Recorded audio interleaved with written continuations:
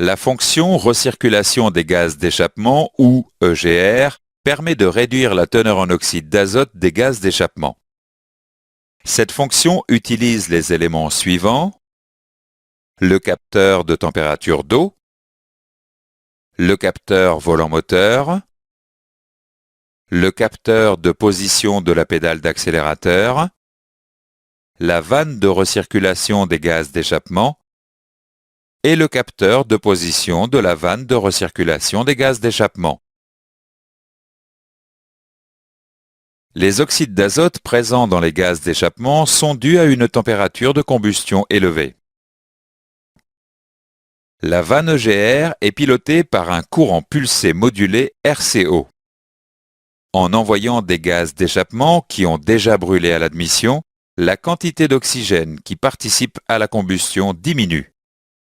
La température de combustion est donc moins élevée.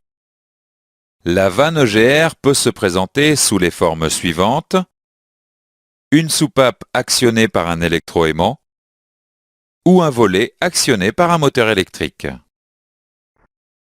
Les conditions généralement requises pour permettre la recirculation des gaz d'échappement sont les suivantes. Le moteur est chaud. Le moteur est à un régime moyen. Et la position de la pédale d'accélérateur correspond à une charge moyenne. En fonction des différents paramètres, le calculateur détermine un taux de recirculation souhaité. Le calculateur pilote la vanne EGR. Le capteur de position de la vanne EGR transmet la position réelle de la vanne EGR. Le calculateur peut ajuster le pilotage de la vanne. Tout défaut sur les éléments de la fonction recirculation des gaz d'échappement entraîne une inhibition de la fonction. Monté après le filtre à air, le débitmètre mesure la masse d'air frais aspiré par le moteur. Cette information permet au calculateur de gérer la quantité de gaz d'échappement admise pour garantir les meilleurs taux de recirculation. Les véhicules non équipés d'un débitmètre disposent d'un capteur de température d'air.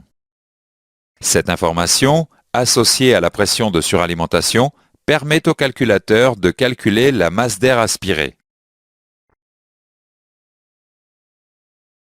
Certains circuits EGR disposent d'un élément de refroidissement des gaz recyclés. Les gaz recyclés traversent un échangeur refroidi par le circuit de refroidissement du moteur. La réduction de la température des gaz recyclés diminue davantage la quantité d'oxyde d'azote.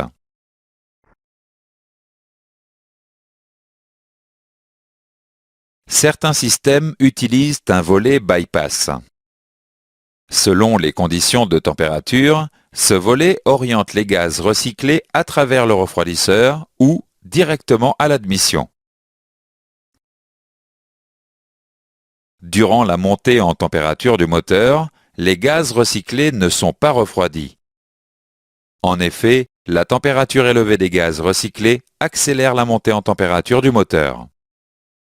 Une fois le seuil de température atteint, les gaz traversent le refroidisseur. Le volet bypass est activé pneumatiquement via une électrovanne pilotée par le calculateur d'injection.